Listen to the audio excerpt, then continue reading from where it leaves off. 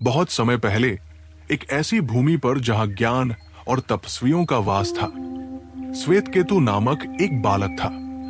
वह एक महान और सम्मानित ऋषि उद्दालक का पुत्र था, जो अपनी गहरी विद्या और वेदों के ज्ञान के लिए प्रसिद्ध थे।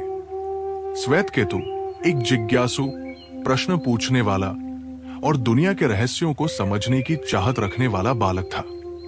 उसके पिता उद्दालक एक महान ज्ञानी थे, जिनकी दृष्टि मात्र भौतिक संसार तक सीमित नहीं थी, बल्कि वे अस्तित्व की गहरी समझ रखते थे। श्वेतकेतु जब थोड़ा बड़ा हुआ तो उसके पिता ने उसे वेदों का अध्ययन कराना शुरू किया। ये वेद केवल ग्रंथ नहीं थे, बल्कि समग्र ब्रह्मांड का सार थे, जीवन, सृष्टि और अंतिम सत्य को समेटे हुए। जैसे जैसे श्वेतकेतु बड़ा हुआ, उसकी विद्या भी बढ़ी। उसने मंत्रों, यज्ञों और पूजा विधियों को अच्छे से समझ लिया, लेकिन उसका मानना था कि अब उसने सब कुछ जान लिया है। एक दिन श्वेतकेतु अपने पिता के पास गया और गर्व से बोला, पिता, मैंने सब कुछ सीख लिया है। मैंने वेदों का गहन अध्ययन किया है, मंत्रों को पूरी तरह से समझ लिया है और अब मैं बहुत बड़ा ज्ञानी हूं। उद्दालक ने अपने बेटे की बातें सुनी, लेकिन वे समझ गए कि श्वेतकेतु का ज्ञान अधूरा था। वो अपने बेटे को बहुत कुछ सिखा चुके थे, लेकिन एक ऐसा ज्ञान था जो श्वेतकेतु को अभी तक नहीं मिल पाया था। वो ज्ञान था आत्मा का, उस अदृश्य तत्व का जो जीवन की सच्ची समझ देता है। पुत्र, उद्दालक ने धीरे से कहा, तुमने बहुत कुछ सीखा है, लेकिन एक सत्य ऐसा है जिसे तुम अभी तक नहीं समझ पाए हो। तुम्हें वेदों के शब्द तो याद हो सकते हैं, लेकिन उनके पीछे का अर्थ और जीवन का गूढ़ सत्य तुम्हें नहीं मिला। श्वेतकेतु जिज्ञासु और अवाक होकर पूछते हैं, पिता, वो सत्य क्या है? वो ज्ञान कौन सा है जो मुझे अभी तक नहीं मिला? उद्दालक अपने पुत्र की ओर देखा और कहा, पुत्र, मैं तुम्हें दिखाता हूं। तुम ध्यान से सुनो, मैं तुम्हें सबसे गहरे ज्ञान की बात बताऊंगा। वो ज्ञान जो तुम्हारे मन को शांत करेगा और तुम्हारे हृदय को ब्रह्मा सत्य के साथ जोड़ देगा। श्वेतकेतु अपने पिता की बातों में रुचि रखते हुए उनके पास बैठ गया। उद्दालक ने कहना शुरू किया, कल्पना करो पुत्र कि संपूर्ण ब्रह्मांड एक विशाल वृक्ष के समान है। उसके शाखाएं, पत्तियां सभी वो चीजें हैं जो तुम देख रहे हो, जो तुच्छ इच्छाएं, सुख और दुख है, जिन्हें हम कभी चाहते हैं और कभी छोड़ते हैं। लेकिन इस वृक्ष की असली ताकत उसकी जड़ों में है, जो पृथ्वी के अंदर छिपी हुई है। वे जड़ें दिखाई नहीं देती, पर वे वृक्ष को जीवन देती है। श्वेतकेतु ने ध्यान से सुना, लेकिन फिर भी वो पूरी तरह से समझ नहीं पाया। उद्दालक ने कहा, तुम जैसे जड़ों को नहीं देख सकते, वैसे ही आत्मा भी छिपी रहती है। आत्मा, तुम्हारा असली स्वरूप, शरीर के भीतर बसता है। शरीर दिखता है, लेकिन आत्मा अदृश्य है।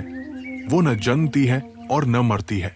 श्वेतकेतु फिर भी थोड़ा भ्रमित था और उसने सवाल किया, पिता, अगर आत्मा अदृश्य है तो हम उसे कैसे देख सकते हैं? हम उसे कैसे जान सकते हैं? उद्दालक मुस्कुराए और उन्होंने पास से एक मुट्ठी नमक लिया और उसे पानी में डाल दिया।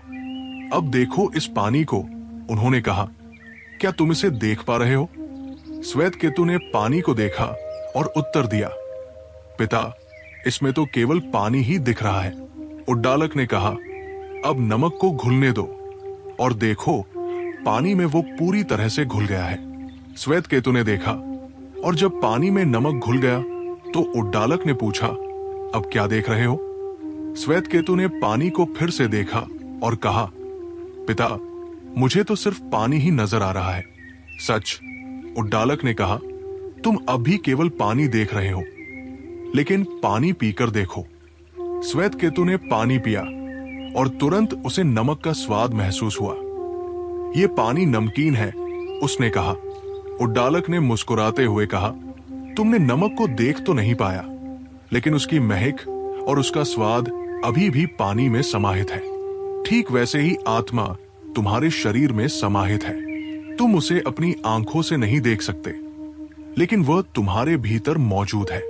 ये आत्मा ही तुम्हारा असली स्वरूप है, जो स्थिर और शाश्वत है। श्वेत केतु के चेहरे पर एक आंतरिक शांति का एहसास हुआ। अब वो समझ गया था कि उसका शरीर, उसका मस्तिष्क और उसके विचार सिर्फ भौतिक रूप से हैं, लेकिन उसका असली स्वरूप, आत्मा, अदृश्य है, अनंत है और शाश्वत है। उसने पिता के प्रति कृतज्ञता व्यक्त की और कहा, पिता, अब मुझे समझ में आ गया। आत्मा ही मेरा असली स्वरूप है। ये न तो जन्मती है, न मरती है, ये नश्वर नहीं है। मैं आत्मा हूं और आत्मा ही ब्रह्मा से एक है। उद्दालक ने संतुष्टि की दृष्टि से अपने बेटे की ओर देखा और कहा, अब तुम तैयार हो। पुत्र, तुमने जीवन का सबसे बड़ा सत्य जान लिया है, आत्मा का सत्य। जब तुम आत्मा को पहचानते हो तो तुम ये भी समझ जाते हो कि तुम और सभी ब्रह्मांड एक ही है। जब तुम आत्मा में विलीन हो जाते हो तब तुम ब्रह्मा से एक हो जाते हो। श्वेत केतु ने ये ज्ञान अपने जीवन में आत्मसात किया और संसार में फैलाया। उसकी शिक्षा सब जगह फैल गई और उसका संदेश लोगों के दिलों में घर कर गया। आज भी श्वेत केतु और उद्दालक की गाथा छांदोग्य उपनिषद में दर्ज है। ये हमें ये सिखाती है कि असली ज्ञान बाहरी दुनिया में नहीं, बल्कि हमारे भीतर है। जब हम आत्मा को पहचानते हैं तो हम ब्रह्मा के साथ एक हो जाते हैं। ये सत्य हमें जीवन में शांति और मुक्ति की ओर ले जाता है। श्वेत केतु की कहानी हमें ये प्रेरणा देती है कि हम जीवन के गहरे सवालों का सामना करें और अपने भीतर की असली सच्चाई को पहचानें।